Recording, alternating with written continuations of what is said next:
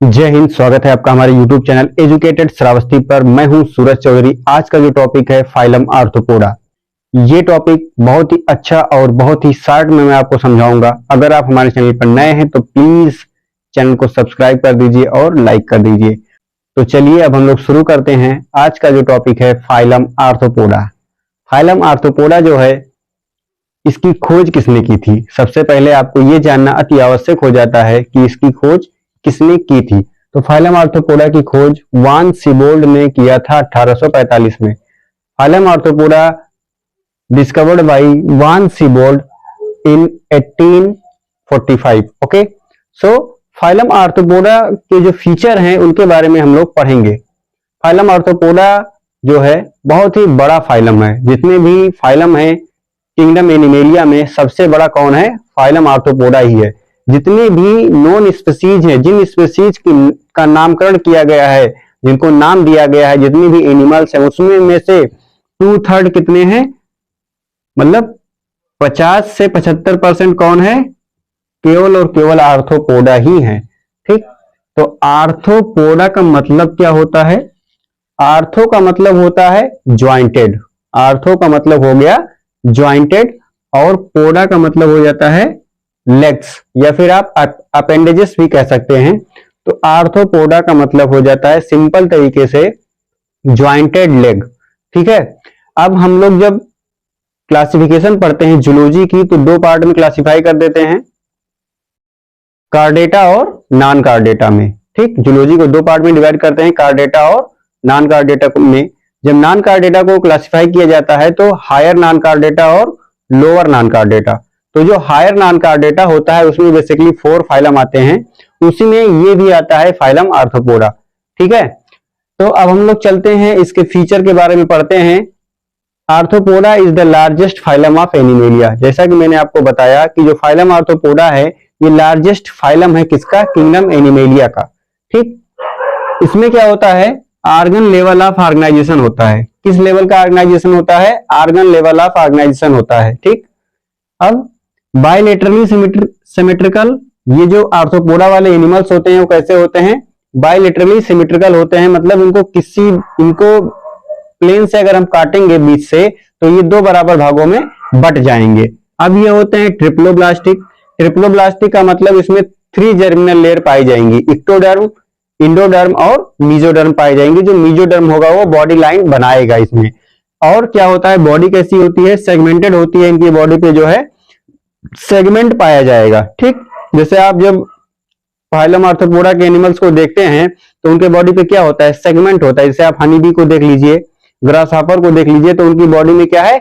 Segment पाया जाता है, लेकिन वो सेगमेंट अलग नहीं होता है, ज्वाइंटेड सेगमेंट रहता है। ठीक, अब और सीलोमेट एनिमल्स। सीलोमेट का मतलब होता है जिस एनिमल्स में सीलोम पाया जाता है, मतलब कैविटी पाई जाती है, उसको क्या कहते हैं?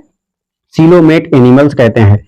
और क्या होता है? Exoskeleton of phylum arthropoda is chitinous cuticle. जो इनकी एक्सोस्केलेटन होती है वो काइटनस होती है, क्यूटिकल की बनी होती है। ठीक, body is divided into head, thorax and एब्डामेन।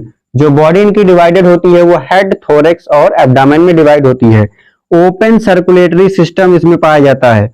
Open circulatory system का मतलब इसमें ना तो आर्टरी ना तो वेन की जरूरत है। इसमें ब्लड जो है वो खुला बहता रहता है। कैविटी में हीमोसिलिक जो कैविटी होती है उसी में बहता रहता है और फिर जाकर के हार्ट में चला जाता है ब्लड। उसी को कहते हैं ओपन सर्कुलेटरी सिस्टम।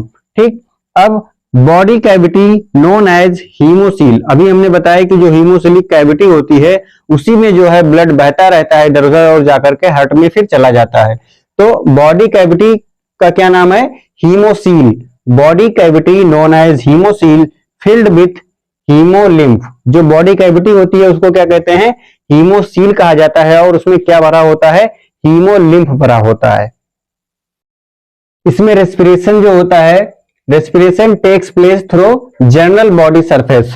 इसमें जो है रेस्पिरेशन जो होता है वैसे जर्नल बॉडी सरफेस से ही रेस्पिरेशन होता है एंड गिल्स से होता है और गिल्स से होता है। अब गिल्स से किस किस में होता है? क्रस्टेशियंस में किस में होता है?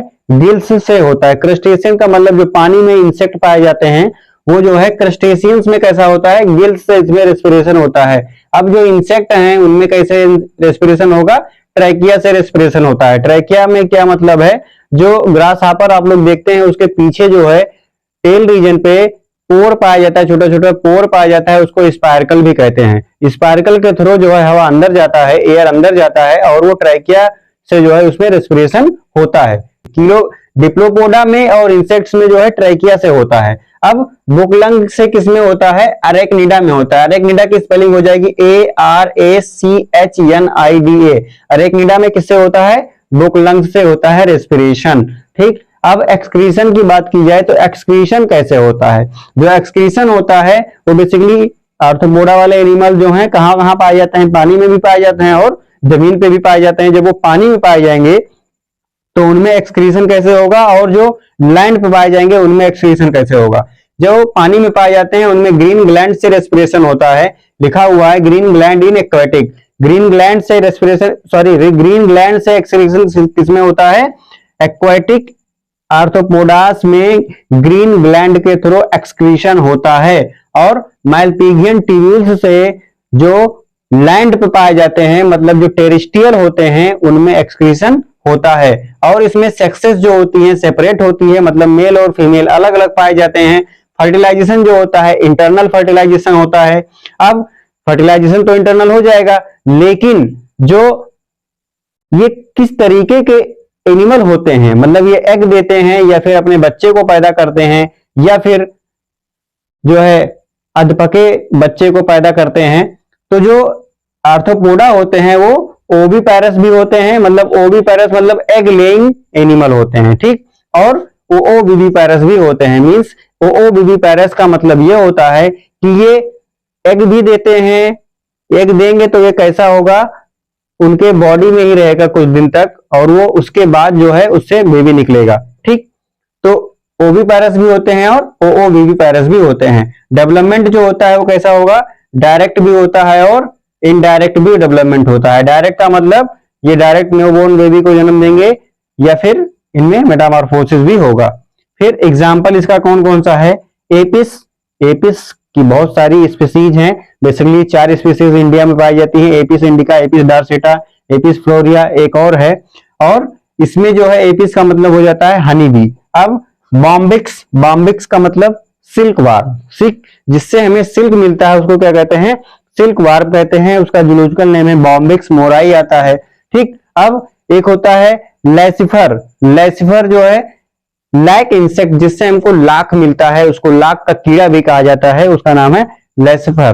ठीक, आई होप ये वीडियो आपके लिए हेल्पफुल रहा होगा। फाइलम आर्थ्रोपोडा जो है बहुत ही इंपॉर्टेंट है, आप लोग ध्यान से देख लीजिएगा। अगर समझ में नहीं आया तो दोबारा देख लीजिएगा और कमेंट करके बताइएगा। अगर कोई टॉपिक आपको समझ में नहीं आ रहा होगा तो कमेंट करके जरूर बताइएगा, जिसको मैं आपको सॉल्व करने की कोशिश करूंगा। और जो मैंने जूलॉजी का क्लासिफिकेशन किया था उस वीडियो का लिंक मैंने डिस्क्रिप्शन में दे दिया है, उसमें आप लोग देख लीजिएगा हायर नॉन कार्ड डेटा और लोअर नॉन कार्ड डेटा।